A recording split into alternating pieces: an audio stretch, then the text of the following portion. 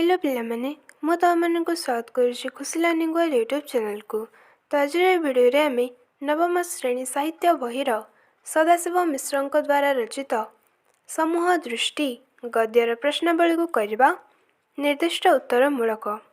Number 1 କ ସ୍ତମ୍ଭ ସହ ସମ୍ପର୍କ ଥିବା ଶବ୍ଦଟି ଖ ସ୍ତମ୍ଭରୁ ବାଛି ମିଳାଇ ଲେଖ। କ ସ୍ତମ୍ଭରେ ଦେଇଛି ଦେଖ ଜନକ, ଖ ସ୍ତମ୍ଭରୁ ହେବ ମିଥିଳା। ଶ୍ରୀମଦ୍ ଭାଗବତ ଗୀତା, ଖ ସ୍ତମ୍ଭରୁ ହେବ କର୍ମଯୋଗ। ଗାନ୍ଧୀଜୀ, ଖ ସ୍ତମ୍ଭରୁ ହେବ ନ୍ୟାସୀ ତତ୍ତ୍ୱ। ଗୁନାର ମିର୍ଡାଲ, ଖ ସ୍ତମ୍ଭରୁ ହେବ ଏସିଆନ୍ ଡ୍ରାମା। ଆଡମ୍ ସ୍ମିଥ୍, ଖ ସ୍ତମ୍ଭରୁ ହେବ ମୁଠାଏ ବାଲି। ନମ୍ବର 2 ବ୍ରହ୍ମ ସହିତ ଋଷି ଯୋଗ ହେଲେ ବ୍ରହ୍ମର୍ଷି ଶବ୍ଦ ହୋଇଥାଏ। ସେହିପରି ଶବ୍ଦ ଶେଷରେ ଋଷି ଯୋଗ ହୋଇଥିବା ଆଉ 3ଟି ଶବ୍ଦ ଲେଖ। ଦେବର୍ଷି, ଦେବ ଯୁକ୍ତ ଋଷି। ସେହିପରି ରାଜର୍ଷି, ରାଜା ଯୁକ୍ତ ଋଷି। ମହର୍ଷି, ମହାଯୁକ୍ତ ଋଷି। ନମ୍ବର 3 ଅର୍ଥଗତ ପାର୍ଥକ୍ୟ ବାକ୍ୟରେ ଦର୍ଶାଅ। ପ୍ରାସାଦ ବାକ୍ୟରେ ଲେଖିଲେ ହେବ ସେହି ନୀଳ ରଙ୍ଗର ପ୍ରାସାଦଟି ଚମତ୍କାର ଦିଶୁଛି। ପ୍ରସାଦ ଦେବତାଙ୍କ ପ୍ରସାଦ ଅମୃତ ତୁଲ୍ୟ ଅଟେ। ପନ୍ଥା ଲୋକମାନେ ଜୀବନ ଧାରଣ ପାଇଁ ବିଭିନ୍ନ ପନ୍ଥା ଅବଲମ୍ବନ କରନ୍ତି। ପେନ୍ଥା ଗଛରେ ପେନ୍ଥା ପେନ୍ଥା ହୋଇ ଫୁଲ ଶୋଭା ପାଉଛି। ଲକ୍ଷ୍ୟ ମହାବାତ୍ୟାରେ ଲକ୍ଷ ଲକ୍ଷ ଲୋକ ଗୃହଶୂନ୍ୟ ହୋଇଗଲେ। ଲକ୍ଷ୍ୟ ସମସ୍ତଙ୍କ ଲକ୍ଷ୍ୟ ମହତ୍ ହେବା ଉଚିତ। କୂଳ ପ୍ରଭୁ ଶ୍ରୀରାମଚନ୍ଦ୍ର ରଘୁକୂଳରେ ଜନ୍ମଗ୍ରହଣ କରିଥିଲେ। କୂଳ ସମୁଦ୍ର କୂଳରେ ବୁଲିବା ପାଇଁ ସମସ୍ତେ ଭଲ ପାଆନ୍ତି। ନମ୍ବର 4 ଧନ ସମ୍ପଦ ପରି ଆଉ 3ଟି ଯୁଗ୍ମ ଶବ୍ଦ ଲେଖ। ଟଙ୍କା ପଇସା, ଧନ ରତ୍ନ, ଧନ ଦୌଲତ ଇତ୍ୟାଦି ଲେଖିପାରିବେ। ନମ୍ବର 5 ନିମ୍ନଲିଖିତ ଶବ୍ଦଗୁଡ଼ିକ ବ୍ୟବହାର କରି ବାକ୍ୟ ଗଠନ କର। ଉଦ୍ଭାସିତ ବାକ୍ୟରେ ଲେଖିଲେ ହେବ ପ୍ରାବନ୍ଧିକଙ୍କ ପ୍ରତିଭା ପ୍ରଭାରେ ଓଡ଼ିଆ ସାହିତ୍ୟାକାଶ ହୋଇଛି ଉଦ୍ଭାସିତ। ପ୍ରବିଧି ବାକ୍ୟରେ ଲେଖିଲେ ହେବ ସମାଜର ଆବଶ୍ୟକତା ଅନୁଯାୟୀ ଜନନାୟକମାନେ ପ୍ରବିଧିର ପରିବର୍ତ୍ତନ କରିଥାନ୍ତି। ପ୍ରଭୂତ ବାକ୍ୟରେ ଲେଖିଲେ ହେବ ଗ୍ରାମ ସମୂହର ବିକାଶ ନିମନ୍ତେ ସରକାର ପ୍ରଭୂତ ଅର୍ଥ ବିନିଯୋଗ କରୁଛନ୍ତି। ପ୍ରତିକୂଳ ବାକ୍ୟରେ ଲେଖିଲେ ହେବ ସ୍ରୋତର ପ୍ରତିକୂଳରେ ଗତି କରିବା କଷ୍ଟକର।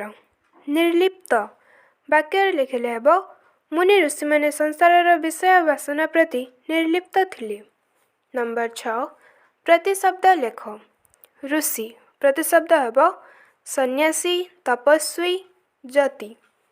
ପନ୍ଥା ପ୍ରତିଶବ୍ଦ ହେବ ଓ ତାପରେ ରାଜା ଅଛି ଦେଖ ରାଜା ହେଲା। ରାଜା ପ୍ରତିଶବ୍ଦ ହେବ ଭୂପତି, ନରପତି, ନୃପତି। ପନ୍ଥା ପ୍ରତିଶବ୍ଦ ହେବ ସରଣୀ, ମାର୍ଗ, ଉପାୟ। ବିତ୍ତ ପ୍ରତିଶବ୍ଦ ହେବ ବିଭବ, ସମ୍ପଦ, ଧନ, ଅର୍ଥ ହେଲା। ସମୂହ ପ୍ରତିଶବ୍ଦ ହେବ ସମଷ୍ଟି, ସମସ୍ତ, ସକଳ। ଦରିଦ୍ର ପ୍ରତିଶବ୍ଦ ହେବ ଦୀନ, ଗରିବ, ନିର୍ଧନ। ରଜନୀ ପ୍ରତିଶବ୍ଦ ହେବ ଶର୍ବରୀ, ଯାମିନୀ, ବିଭାବରୀ। ନମ୍ବର 7 ବନ୍ଧନୀ ମଧ୍ୟରୁ ଉପଯୁକ୍ତ ଶବ୍ଦ ବାଛି ଶୂନ୍ୟସ୍ଥାନ ପୂରଣ କର। ନମ୍ବର କ ଏହି ଖଡ଼ଗ ମୋତେ କରିଛି ଡେସ୍କ। ବନ୍ଧନୀରେ ଅଛି ଦେଖ ଶୃଙ୍ଖଳିତ, ସଂଯତ, ଅନାସକ୍ତ। ତାହାର ସଠିକ୍ ଉତ୍ତରଟି ହେବ ସଂଯତ। ନମ୍ବର ଖ ଗାନ୍ଧୀଜୀ ଏକ ପୂର୍ଣ୍ଣାଙ୍ଗ ଡେସ୍କ କଳ୍ପନା କରିଥିଲେ। ବନ୍ଧନୀରେ ଅଛି ଜୀବନ, ଯୋଜନା, ମାନବ। ସଠିକ୍ ଉତ୍ତରଟି ହେବ ମାନବ। ନମ୍ବର ଗ ନ୍ୟାସୀବାଦର ପ୍ରଣୟନ ହୋଇଥିଲା ଡେସ୍କ ମସିହାରେ। ବନ୍ଧନୀରେ ଅଛି 1940, 1942 ଏବଂ 1951। ସଠିକ୍ ଉତ୍ତରଟି ହେବ 1940। କ୍ଷୁଦ୍ର ଉତ୍ତରମୂଳକ। ନମ୍ବର 8 ଆମ ଦେଶରେ ଆଧ୍ୟାତ୍ମିକ ସଂସ୍କୃତି କିଏ ସୃଷ୍ଟି କରିଥିଲେ? ଉତ୍ତର ପୁଣ୍ୟକ୍ଷେତ୍ର ଭାରତବର୍ଷ ଥିଲା ମୁନିଋଷିମାନଙ୍କର ଦେଶ। ସେମାନଙ୍କ ମଧ୍ୟରେ ଜାତିଭେଦ ନଥିଲା। ତପସ୍ୟା ବଳରେ ଅସାଧ୍ୟ ସାଧନ କରି ସେମାନେ ଏ ପବିତ୍ର ଦେଶରେ ଆଧ୍ୟାତ୍ମିକ ସଂସ୍କୃତି ସୃଷ୍ଟି କରିଥିଲେ। ନମ୍ବର 9 ବିଶ୍ୱାମିତ୍ର ବ୍ରହ୍ମର୍ଷି ରୂପେ ସ୍ୱୀକୃତି ଲାଭ ନ କରିବାରୁ କ'ଣ କଲେ? ଉତ୍ତର ବିଶ୍ୱାମିତ୍ର ଥିଲେ ମହର୍ଷି। ତାଙ୍କ ହୃଦୟରେ ଥିଲା ବ୍ରହ୍ମର୍ଷି ହେବାର ଦୁର୍ବାର ଆକାଂକ୍ଷା। ମାତ୍ର ବ୍ରହ୍ମର୍ଷି ବଶିଷ୍ଠ ତାଙ୍କୁ ବ୍ରହ୍ମର୍ଷି ରୂପେ ସ୍ୱୀକୃତି ନ ଦେବାରୁ ସେ ବଶିଷ୍ଠଙ୍କର ସମସ୍ତ ପୁତ୍ରଙ୍କୁ ହତ୍ୟା କରିଥିଲେ। ନମ୍ବର 10 ଅତିଥି ଜନକଙ୍କୁ ପ୍ରଥମେ ଅଭ୍ୟର୍ଥନା ସମୟରେ କ'ଣ କହିଥିଲେ? ଉତ୍ତର ଅଭ୍ୟର୍ଥନା ସମୟରେ ଅତିଥି ଜନକଙ୍କୁ କହିଥିଲେ ଯେ ସେ ଜଣେ ଭଣ୍ଡ ତପସ୍ୱୀ, ସତତାରେ ସମସ୍ତଙ୍କୁ ବଶୀଭୂତ କରିବା ସହ ପ୍ରବଞ୍ଚନାରେ ଦିଗ୍ବିଜୟ କରିଛନ୍ତି। ବିରାଟ ରାଜ୍ୟର ବିସ୍ତାର କ୍ଷମତା ତଥା ଅଖଣ୍ଡ ସମୃଦ୍ଧିର ଅଧିକାରୀ ହୋଇ ବିଳାସ ବ୍ୟସନରେ ବୁଡ଼ି ରହି ତପସ୍ୱୀ ରୂପେ ପ୍ରତିଷ୍ଠାର୍ଜନ କରିବା ଅସାଧାରଣ ପ୍ରତାରଣା ଅଟେ। ନମ୍ବର 11 ଖାଦ୍ୟପେୟ ସମ୍ପର୍କରେ ଅତିଥିଙ୍କର ମନ୍ତବ୍ୟ କ'ଣ ଥିଲା?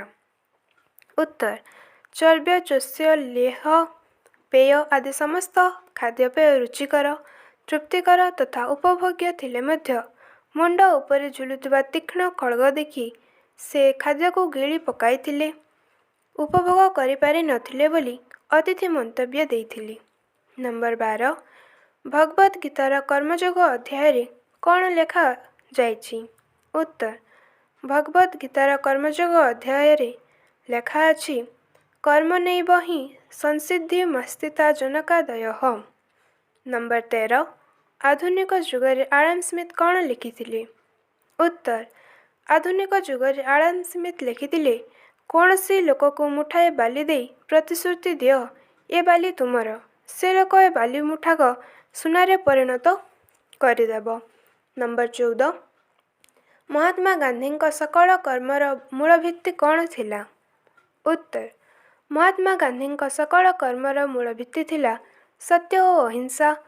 ଆନ୍ଦୋଳନ, ଅଭିଯାନ, ରାଜନୀତି, ଅର୍ଥନୀତି ସକଳ କ୍ଷେତ୍ରରେ ଏହି ଦୁଇଟି ତତ୍ତ୍ୱ ଥିଲା ତାଙ୍କର ଆୟୁଧ।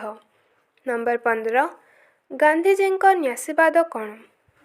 ଉତ୍ତର ଧନୀ ଶିଳ୍ପପତି ଓ ବ୍ୟବସାୟୀମାନେ ସେମାନଙ୍କ ସମ୍ପତ୍ତି, ଶିଳ୍ପ ଓ ବ୍ୟବସାୟର ମାଲିକ ଭାବେ ରହି ତାର ପରିଚାଳନା କରିବେ। ନିଜ ପାଇଁ ତଥା ପରିବାର ପାଇଁ ଆବଶ୍ୟକ ଅର୍ଥ ବ୍ୟୟ କରିବା ପରେ ଉଦ୍ବୃତ୍ତ ଲାଭାଂଶକୁ ବାଧ୍ୟବାଧକତାରେ ନୁହେଁ ସେମାନଙ୍କ ସ୍ୱେଚ୍ଛାରେ ସମାଜର ହିତ କାର୍ଯ୍ୟରେ ବ୍ୟୟ କରାଯିବ। ସେମାନେ ହେବେ ସମାଜର ନ୍ୟାସୀ। ଏହା ହିଁ ଥିଲା ଗାନ୍ଧୀଜୀଙ୍କ ନ୍ୟାସୀବାଦ। ନମ୍ବର 16 ପଞ୍ଚବାର୍ଷିକ ଯୋଜନାରେ କ'ଣ ନିର୍ଦ୍ଦେଶିତ ହୋଇଛି? ଉତ୍ତର ଧନୀ ଦରିଦ୍ର ମଧ୍ୟରେ ବ୍ୟବଧାନ ହ୍ରାସ କରିବା ସହିତ ଦେଶର ଆୟ ଓ ସମ୍ପଦ ମୁଷ୍ଟିମେୟ ଲୋକଙ୍କ ହାତରେ କେନ୍ଦ୍ରୀଭୂତ ହେବ ନାହିଁ ବୋଲି ପଞ୍ଚବାର୍ଷିକ ଯୋଜନାରେ ଅଭିଷ୍ଟ ନିର୍ଦ୍ଦେଶିତ ହୋଇଛି। ନମ୍ବର 17 ଷଷ୍ଠ ଯୋଜନା ରିପୋର୍ଟରେ କ'ଣ କୁହାଯାଇଛି? ଉତ୍ତର ଧନୀ ଦରିଦ୍ର ମଧ୍ୟରେ ତାରତମ୍ୟ ବଢ଼ି ଚାଲିବା ସହ ସମ୍ପଦ ଅଧିକ ମାତ୍ରାରେ ସମୃଦ୍ଧ ଲୋକଙ୍କ ହାତରେ କେନ୍ଦ୍ରୀଭୂତ ହେଉଛି ଏବଂ ଏହି ପ୍ରକ୍ରିୟା ଅବିରତ ଲାଗି ରହିଛି ବୋଲି ଷଷ୍ଠ ଯୋଜନା ରିପୋର୍ଟରେ କୁହାଯାଇଛି। ନମ୍ବର 18 ଯୋଜନାର ପ୍ରକୃତ ଲକ୍ଷ୍ୟ କ'ଣ ଥିଲା? ଉତ୍ତର ଯୋଜନାର ପ୍ରକୃତ ଲକ୍ଷ୍ୟ ଥିଲା ବେକାରୀ ସମସ୍ୟା ସମାଧାନ, ଦାରିଦ୍ର୍ୟ ଦୂରୀକରଣ, ଲୋକଙ୍କ ସର୍ବନିମ୍ନ ଆବଶ୍ୟକତା ପରିପୂରଣ ତଥା ସମାଜର କଲ୍ୟାଣ ଓ ସାମୂହିକ ବିକାଶ। ନମ୍ବର 19 କେଉଁ ଅଭାବ ପାଇଁ ଯୋଜନାର ଉଦ୍ଦେଶ୍ୟ ପରିପୂରଣ ହୋଇପାରିଲା ନାହିଁ? ଉତ୍ତର ଆଗ୍ରହ, ଆଭିମୁଖ୍ୟ ଓ ଆନ୍ତରିକତାର ଅଭାବ ପାଇଁ ଯୋଜନାର ଉଦ୍ଦେଶ୍ୟ ପରିପୂରଣ ହୋଇପାରିଲା ନାହିଁ। ନମ୍ବର 20 ନରମା ରାଷ୍ଟ୍ରର ବିଶେଷ ଲକ୍ଷଣ କ'ଣ? ଉତ୍ତର ନରମା ରାଷ୍ଟ୍ରର ବିଶେଷ ଲକ୍ଷଣ ହେଲା ସାମାଜିକ ଶୃଙ୍ଖଳାର ଅଭାବ। ଯେକୌଣସି ବ୍ୟବସ୍ଥା ବା ନିର୍ଦ୍ଦେଶ ପ୍ରଣୟନ କରାଗଲେ ତାକୁ ଅମାନ୍ୟ କରିବା ହେଉଛି ପ୍ରତ୍ୟେକଙ୍କର ସ୍ୱଭାବ ଓ କର୍ମରେ ଅବହେଳା ତଥା ଆଦେଶର ପ୍ରତିରୋଧ କରିବା ଏକ ସାଧାରଣ ପ୍ରବୃତ୍ତିରେ ପରିଣତ ହୋଇଛି। ଏହା ଦେଶର ଅଗ୍ରଗତି ପାଇଁ ପ୍ରତିକୂଳ ଅଟେ। ନମ୍ବର 21 କ୍ଷମତାର ହସ୍ତାନ୍ତର ପୂର୍ବରୁ ନେତୃମହଲରେ ଗାନ୍ଧୀଜୀ କ'ଣ ଲକ୍ଷ୍ୟ କରିଥିଲେ? ଉତ୍ତର କ୍ଷମତାର ହସ୍ତାନ୍ତର ପୂର୍ବରୁ ନେତୃମହଲରେ ସମୂହ ଦୃଷ୍ଟି ପରିବର୍ତ୍ତେ ସ୍ୱାର୍ଥ ଦୃଷ୍ଟି ବିଶେଷ ଭାବରେ ପ୍ରକଟିତ ହୋଇଥିବାର ଗାନ୍ଧୀଜୀ ଲକ୍ଷ୍ୟ କରିଥିଲେ।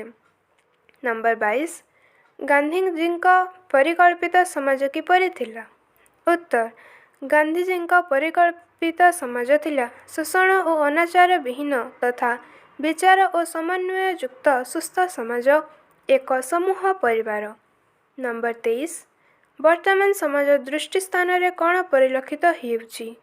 ଉତ୍ତର, ବର୍ତ୍ତମାନ ସମାଜ ଦୃଷ୍ଟି ସ୍ଥାନରେ କ୍ଷମତାର ସଂଘର୍ଷ ତଥା ଉତ୍କଟ ଆତ୍ମସେବାର ତେଜି ଉଠୁଥିବାର ପରିଲକ୍ଷିତ ହେଉଛି। ନମ୍ବର 24, ଇତିହାସ ବାରମ୍ବାର କେଉଁ ପ୍ରକାର ଚେତାବନୀ ଦେଇଛି? ଉତ୍ତର, ଇତିହାସ ବାରମ୍ବାର ଚେତାବନୀ ଦେଇଛି ସଙ୍କଟ, ସଂଘର୍ଷ ଏବଂ ପ୍ରତାରଣାରୁ ଉଦ୍ଭୂତ ହୁଏ ଅବାଞ୍ଛନୀୟ ପ୍ରତିକ୍ରିୟା। ସରଳାର୍ଥ ପ୍ରସଙ୍ଗର ପ୍ରଶ୍ନୋତ୍ତର ଗୁଡ଼ିକ କରିବା। ନମ୍ବର 25, ଏହି ଖଳ୍ଗ ମୋତେ ଅନାସକ୍ତି ଯୋଗରେ ଦୀକ୍ଷିତ କରିଛି। ଉତ୍ତରରେ ଲେଖିବା, ଉକ୍ତ ଗଦ୍ୟାଂଶଟି ଆମ ପଠିତ ସାହିତ୍ୟ ବହିର ସମୂହ ଦୃଷ୍ଟି ପ୍ରବନ୍ଧରୁ ସଂଗୃହୀତ। ଏଠାରେ ପ୍ରାବନ୍ଧିକ ପଦ୍ମଶ୍ରୀ ସଦାଶିବ ମିଶ୍ର ରାଜର୍ଷି ଜନକଙ୍କ ଆସକ୍ତିବିହୀନ କର୍ମଯୋଗ ଉପରେ ଆଲୋକପାତ କରିଛନ୍ତି। ଏହି ଖଳ୍ଗ ମୋତେ ଅନାସକ୍ତି ଯୋଗରେ ଦୀକ୍ଷିତ କରିଛି। ରାଜର୍ଷି ଜନକଙ୍କର ଏହି ଉକ୍ତିଟି ଅତିଥି ରୂପୀ ଯତିବରଙ୍କ ଉଦ୍ଦେଶ୍ୟରେ ଅଭିପ୍ରେତ ଥିଲା। ପ୍ରାସାଦ ସମ୍ମୁଖରେ ଋଷିବରଙ୍କୁ ଦେଖି ଅଭ୍ୟର୍ଥନା ପୂର୍ବକ ଅତିଥି କକ୍ଷକୁ ଆଣିବା ପରେ ସେହି ଋଷିବର ରାଜର୍ଷି ଜନକଙ୍କୁ ଭଣ୍ଡ, ଶଠ ଓ ପ୍ରବଞ୍ଚନାରେ ଦିଗ୍ବିଜୟ କରିଛନ୍ତି ବୋଲି କହି ଉତ୍ସର୍ଗା କରିଛନ୍ତି। ବିରାଟ ରାଜ୍ୟର ଅଧୀଶ୍ୱର ତଥା ବିସ୍ତାର କ୍ଷମତାର ଅଧିପତି ହୋଇ ବିପୁଳ ବିଭବ, ଅଖଣ୍ଡ ସମୃଦ୍ଧି ଓ ବିଳାସ ବ୍ୟସନ ମଧ୍ୟରେ ବୁଡ଼ି ରହି ତପସ୍ୱୀର ପ୍ରତିଷ୍ଠା ଅର୍ଜନ କରିବା ଅସାଧାରଣ ପ୍ରତାରଣା ବୋଲି ରାଜର୍ଷି ଜନକଙ୍କୁ କଟୁବାଣୀ ଶୁଣାଇଛନ୍ତି। କିନ୍ତୁ ରାଜର୍ଷି ଜନକ ନମ୍ରତାପୂର୍ବକ ଧୀରସ୍ଥିର ଭାବରେ ଋଷିବରଙ୍କୁ ଅତିଥି ସେବା ପୂର୍ବକ ପବିତ୍ର ଧର୍ମ ପାଳନରୁ ତାଙ୍କୁ ବଞ୍ଚିତ ନ କରିବାକୁ ନିବେଦନ କରିଛନ୍ତି। ଅତିଥି ପ୍ରବର ରାଜକୀୟ ସମାରୋହରେ ନିତ୍ୟକର୍ମ ତଥା ମଧ୍ୟାହ୍ନ ଭୋଜନ ସମାପ୍ତ କରିବା ପରେ ରାଜର୍ଷି ଜନକ ତାଙ୍କୁ ଖାଦ୍ୟପେୟ ସମ୍ପର୍କରେ ପ୍ରଶ୍ନ କଲେ। କିନ୍ତୁ ଅତିଥି ଚର୍ବ୍ୟଚୋଷ୍ୟ ଲେହ୍ୟ ପେୟ ସମସ୍ତ ଭୋଜନ ରୁଚିକର, ତୃପ୍ତିକର ତଥା ଉପଭୋଗ୍ୟ ଥିଲେ ମଧ୍ୟ ଭୋଜନ ସ୍ଥାନରେ ମସ୍ତକ ଉପରେ ଝୁଲୁଥିବା ଖଳ୍ଗ ଦେଖି ତାହା ଉପଭୋଗ କରି ନ ପାରି ଗିଳି ଦେଇଥିଲେ ବୋଲି ପ୍ରକାଶ କରିବା ସହ ଖଳ୍ଗ ଝୁଲିବାର କାରଣ ଜାଣିବାକୁ ଚାହିଁଥିଲେ। ସେହି ଖଳ୍ଗ ହିଁ ତାଙ୍କୁ ଉପଭୋଗରେ ନିର୍ଲିପ୍ତ ଓ ସଂଯତ କରିଛି ବୋଲି ଜନକ ଉତ୍ତର ଦେଇଥିଲେ। ମିଥିଳା ରାଜ୍ୟ ଭସ୍ମୀଭୂତ ହେଲେ ମଧ୍ୟ ତାଙ୍କର ବ୍ୟକ୍ତିଗତ ଭାବେ କିଛି ଲାଭ ବା କ୍ଷତି ହେବ ନାହିଁ। ସେ ମିଥିଳାର ରାଜା। ହାତରେ ଥିବା ଶାସନ ଦଣ୍ଡ ପ୍ରଜାଙ୍କ ମଙ୍ଗଳ ପାଇଁ ଉଦ୍ଦିଷ୍ଟ। ଉପଭୋଗ ତାଙ୍କର ରାଜକୀୟ ମର୍ଯ୍ୟାଦା। ଶାସନ ଓ ଶୃଙ୍ଖଳା ହେଉଛି ରାଜକୀୟ କର୍ତ୍ତବ୍ୟ। ସମାଜ କଲ୍ୟାଣ ରାଜକୀୟ ଧର୍ମ। କର୍ତ୍ତବ୍ୟ ପରିପାଳନର ସେହି ଖଳ୍ଗ ହିଁ ତାଙ୍କୁ ବ୍ୟକ୍ତିଗତ ଅନାସକ୍ତି ଯୋଗରେ ଦୀକ୍ଷିତ କରିଛି ବୋଲି ଜନକ କହିଥିଲେ। ନମ୍ବର 26, ସାଧନାରେ ତପସ୍ୟାରେ କାମନା ସିଦ୍ଧି ଥିଲା ଅଭିପ୍ରେତ। ଉତ୍ତରରେ ଲେଖିବା, ଉକ୍ତ ଗଦ୍ୟାଂଶଟି ଆମ ପଠିତ ସାହିତ୍ୟ ବହିର ସମୂହ ଦୃଷ୍ଟି ପ୍ରବନ୍ଧରୁ ଆନୀତ। ଏଠାରେ ପ୍ରାବନ୍ଧିକ ପ୍ରତିଟି କାର୍ଯ୍ୟ ମୂଳରେ କାମନା କିପରି ସନ୍ନିହିତ ଅଛି ତାହା ଉପସ୍ଥାପନ କରିଛନ୍ତି। ଶ୍ରୀମଦ୍ ଭଗବତ୍ ଗୀତାର କର୍ମ ଯୋଗରେ ଲେଖା ଅଛି, କର୍ମଣୈବ ହିଁ ସଂସିଦ୍ଧିମାସ୍ଥିତ ଜନକାଦୟଃ। ଅର୍ଥାତ୍ କର୍ମ ଦ୍ୱାରା ହିଁ ଜନକାଦି ମହାପୁରୁଷମାନେ ସିଦ୍ଧିଲାଭ କରିଛନ୍ତି। ସେହି କର୍ମରେ ଥିଲା କର୍ତ୍ତବ୍ୟବୋଧ, ନଥିଲା ବ୍ୟକ୍ତିଗତ ଫଳର ଲାଳସା।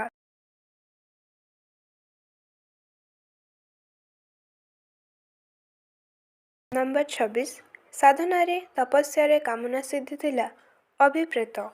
ଉତ୍ତରରେ ଲେଖିବା, ଉକ୍ତ ଗଦ୍ୟାଂଶଟି ଆମ ପଠିତ ସାହିତ୍ୟ ବହିର ପ୍ରାବନ୍ଧିକ ସଦାଶିବ ମିଶ୍ରଙ୍କ ଦ୍ୱାରା ରଚିତ ସମୂହ ଦୃଷ୍ଟି ପ୍ରବନ୍ଧରୁ ସଂଗୃହୀତ। ଏଠାରେ ପ୍ରାବନ୍ଧିକ ପ୍ରତିଟି କାର୍ଯ୍ୟ ମୂଳରେ କାମନା କିପରି ସନ୍ନିହିତ ଅଛି ତାହା ଉପସ୍ଥାପନ କରିଛନ୍ତି। ଶ୍ରୀମଦ୍ ଭଗବତ୍ ଗୀତାର କର୍ମଯୋଗରେ ଲେଖା ଅଛି, କର୍ମଣୈବ ହିଁ ସଂସିଦ୍ଧିମାସ୍ଥିତ ଜନକାଦୟଃ। ଅର୍ଥାତ୍ କର୍ମ ଦ୍ୱାରା ହିଁ ଜନକାଦି ମହାପୁରୁଷମାନେ ସିଦ୍ଧିଲାଭ କରିଛନ୍ତି। ସେ କର୍ମରେ ଥିଲା କର୍ତ୍ତବ୍ୟବୋଧ, ନଥିଲା ବ୍ୟକ୍ତିଗତ ଫଳପ୍ରାପ୍ତିର ଲାଳସା। ଧନ, ଯଶ, ଜନ ଦିଅ ବୋଲି ଆର୍ତ୍ତ ପ୍ରାର୍ଥନା ବରଂ ସେ କର୍ତ୍ତବ୍ୟରେ ଥିଲା ଜନମଙ୍ଗଳ, ସମାଜ କଲ୍ୟାଣ ତଥା ବ୍ୟକ୍ତିଗତ ଅନାସକ୍ତି। କିନ୍ତୁ ଫଳପ୍ରାପ୍ତିର ଆକାଂକ୍ଷା ନଥିଲେ କର୍ମ ଲାଗି ପ୍ରବୃତ୍ତି ଆସେ ନାହିଁ। ପାରିତୋଷିକ ନଥିଲେ ପ୍ରେରଣା ଆସେ ନାହିଁ। ଲାଭ ନଥିଲେ କେହି ବଣିଜ କରିବ ନାହିଁ। ସୁତରାଂ ନିଷ୍କାମ କର୍ମ ସମ୍ଭବ ନୁହେଁ। ଏହି ବିଚାର ରାମାୟଣ ମହାଭାରତ ପ୍ରଭୃତି ପ୍ରାଚୀନ ଯୁଗରେ ଥିଲା, ଏବେ ମଧ୍ୟ ରହିଛି ଏବଂ ସବୁବେଳେ ରହିଥିବ। ମୁନିଋଷିମାନଙ୍କ ସାଧନା ତଥା ତପସ୍ୟାରେ ମଧ୍ୟ କାମନା ସିଦ୍ଧି ଥିଲା ଅଭିପ୍ରେତ। ଆଧୁନିକ ଯୁଗରେ ଆଡାମ ସ୍ମିଥ ମଧ୍ୟ ଲେଖିଥିଲେ, କୌଣସି ଲୋକକୁ ମୁଠାଏ ବାଲି ଦେଇ ସେହି ବାଲି ତାର ବୋଲି ପ୍ରତିଶ୍ରୁତି ଦେଲେ ସେ ଲୋକ ସେହି ବାଲି ମୁଠାକୁ ସୁନାରେ ପରିଣତ କରିଦେବ। ସୁତରାଂ ଧନ ସମ୍ପଦ, ମାନ ମର୍ଯ୍ୟାଦା, ଶକ୍ତି ଓ କ୍ଷମତା ହେଉଛି ପ୍ରେରଣାର ଉତ୍ସ, କାର୍ଯ୍ୟ ସାଧନର ମାଧ୍ୟମ। ତଥାପି ସେସବୁ ମଧ୍ୟରେ ସମାଜ ପ୍ରତି ଦାୟିତ୍ୱବୋଧ ଥିଲା ସନ୍ନିହିତ। ସେଥିରୁ ସେମାନେ କେବେ ବିଚ୍ୟୁତ ହୋଇ ନଥିଲେ। ନମ୍ବର 27 ଆଦର୍ଶକୁ ନିର୍ମୂଳ କଲେ ଆକ୍ରମଣ କରେ ପ୍ରତାରଣା। ଉତ୍ତରରେ ଲେଖିବା। ଉକ୍ତ ଗଦ୍ୟାଂଶଟି ପଠିତ ପ୍ରବନ୍ଧ ସମୂହ ଦୃଷ୍ଟିରୁ ସଂଗୃହୀତ।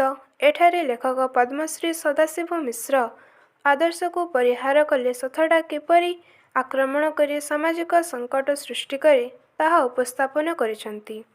ମହାତ୍ମା ଗାନ୍ଧୀ ଗଢ଼ିବାକୁ ଚାହୁଁଥିଲେ ଏକ ସୁସ୍ଥ ସମାଜ, ଏକ ସମୂହ ପରିବାର, ଯେଉଁଠାରେ ନଥିବ ଶୋଷଣ ଅନାଚାର, ଥିବ ବିଚାର ଓ ସମନ୍ୱୟ। ସେ ଏକ ପୂର୍ଣ୍ଣାଙ୍ଗ ମାନବର ପରିକଳ୍ପନା କରିଥିଲେ, ଯେଉଁଥିରେ ନୈତିକତା, ଅର୍ଥନୀତି, ରାଜନୀତି ଓ ସମାଜ ଦୃଷ୍ଟି ସମନ୍ୱିତ ହୋଇ ରହିଥିଲା। ତାଙ୍କ ଚିନ୍ତା, କଳ୍ପନା, ଭାଷଣ ଓ ରଚନା ଥିଲା ଗୋଟିଏ ସୃଷ୍ଟିର ସମାହାର। କାରଣ ତାଙ୍କ ପରିକଳ୍ପନାର ମୂଳମନ୍ତ୍ର ଥିଲା ସମୂହ ଦୃଷ୍ଟି ଓ ସମାଜ ପାଇଁ ଆତ୍ମୋତ୍ସର୍ଗ। ମହାତ୍ମାଜୀଙ୍କ ଏକ ବିଚାର, ଆଦର୍ଶ ଓ ସମୂହ ଦୃଷ୍ଟିକୁ ଭୁଲିଯାଇ ତାଙ୍କ ଦାୟାଦମାନେ ତାଙ୍କ ଲେଖାକୁ ଉଦ୍ଧାର କରି ନିଜ ସୁବିଧା ଅନୁଯାୟୀ ପ୍ରଚାର କରୁଛନ୍ତି। ଗାନ୍ଧୀଙ୍କ ବଚନକୁ ପ୍ରବଚନ ରୂପେ ପ୍ରଚାର କରି ସେସବୁକୁ ବିକୃତି ପରିଣତ କରିଛନ୍ତି। ସମାଜ ଦୃଷ୍ଟି ସ୍ଥାନରେ ତେଜି ଉଠୁଛି କ୍ଷମତାର ସଂଘର୍ଷ ତଥା ଉତ୍କଟ ଆତ୍ମସେବା। ତାଙ୍କ ନ୍ୟାସୀତତ୍ତ୍ୱକୁ ଭୁଲି ତାଙ୍କ ବିଚାରକୁ ପରିହାର କରି ରଚନାକୁ ସାମୟିକ ଉଦ୍ଧାର କରି ସ୍ୱାର୍ଥସିଦ୍ଧି କରିବାରେ ପ୍ରଚେଷ୍ଟା ସୃଷ୍ଟି କରିଛି ଏକ ସାମାଜିକ ସଙ୍କଟ। ଭୁଲି ଯାଇଛନ୍ତି ସେମାନେ ଗାନ୍ଧିଜୀଙ୍କର ସେହି ମହାନ ଆଦର୍ଶକୁ। ଆଦର୍ଶ ନିର୍ମୂଳ ହେଲେ ପ୍ରତାରଣାର ଆକ୍ରମଣ ସୁନିଶ୍ଚିତ। ସେହି ସଙ୍କଟ, ସଂଘର୍ଷ ଓ ପ୍ରତାରଣାରୁ ସମାଜରେ ଅବାଞ୍ଛନୀୟ ପ୍ରତିକ୍ରିୟା ଆତ୍ମପ୍ରକାଶ କରେ ବୋଲି ଇତିହାସ ବାରମ୍ବାର ଚେତାବନୀ ଦେଇଛି। ସୁତରାଂ ଆଦର୍ଶକୁ ପରିହାର ନ କରି ଆଦର୍ଶକୁ ଅନୁସରଣ କରିବା ପାଇଁ ପ୍ରବନ୍ଧକ ଏଠାରେ ପରାମର୍ଶ ଦେଇଛନ୍ତି। ନମ୍ବର 28 କର୍ମରେ ଅବହେଳା ଓ ଆଦେଶରେ ପ୍ରତିରୋଧ ବିଭିନ୍ନ ବିଭାଗରେ ବିଭିନ୍ନ ସ୍ତରରେ ଏକ ସାଧାରଣ ପ୍ରବୃତ୍ତି। ଉତ୍ତରରେ ଲେଖିବା।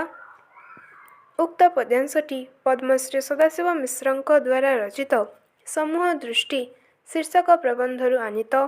ଏଠାରେ ପ୍ରାବନ୍ଧିକ ସାମ୍ପ୍ରତିକ ସମାଜରେ ମାନବ ହୃଦୟରେ ଦେଖା ଦେଇଥିବା ସାମାଜିକ ବିଶୃଙ୍ଖଳା କିପରି ତାର ବିକାଶରେ ହୋଇଛି ମୁଖ୍ୟ ପ୍ରତିବନ୍ଧକ, ତାହା ଉପସ୍ଥାପନ କରିଛନ୍ତି।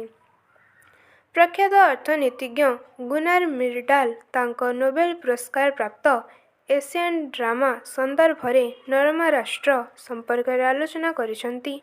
ତାଙ୍କ ମତରେ ଭାରତ ପରି ମନ୍ଦ ବିକଶିତ ଦେଶରେ ଅଛି ନରମା ରାଷ୍ଟ୍ର, ଯେଉଁ ଦେଶର ଯୋଜନାରେ ଅଛି ମନ୍ଦ ହାସର ଆକର୍ଷଣ, ନାହିଁ ସ୍ନିଗ୍ଧ ହାସର ଅନୁରାଗ।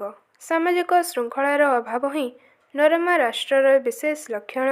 କୌଣସି ବ୍ୟବସ୍ଥା ବା ନିର୍ଦ୍ଦେଶ ପ୍ରଣୟନ କରାଗଲେ ଉଚ୍ଚ ନୀଚ, ଶିକ୍ଷିତ ଅଶିକ୍ଷିତ ସକଳ ସ୍ତରରେ ତାକୁ ଅମାନ୍ୟ କରିବା ସ୍ୱଭାବରେ ପରିଣତ ହୋଇଛି।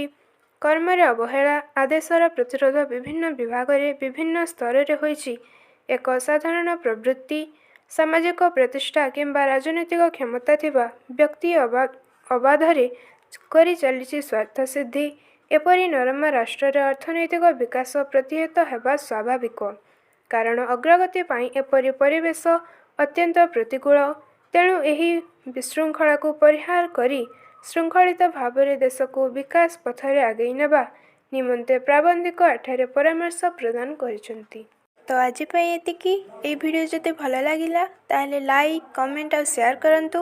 ଆଉ ଏହି ଚ୍ୟାନେଲକୁ ଯଦି ସବସ୍କ୍ରାଇବ୍ କରିନାହାନ୍ତି ତାହେଲେ ଜଲ୍ଦି ସେ ସବସ୍କ୍ରାଇବ୍ କରିଦିଅନ୍ତୁ। ଆଗକୁ ମଧ୍ୟ ଏହିପରି ଶିକ୍ଷାର ଭିଡ଼ିଓ ଦେଖିବା ପାଇଁ।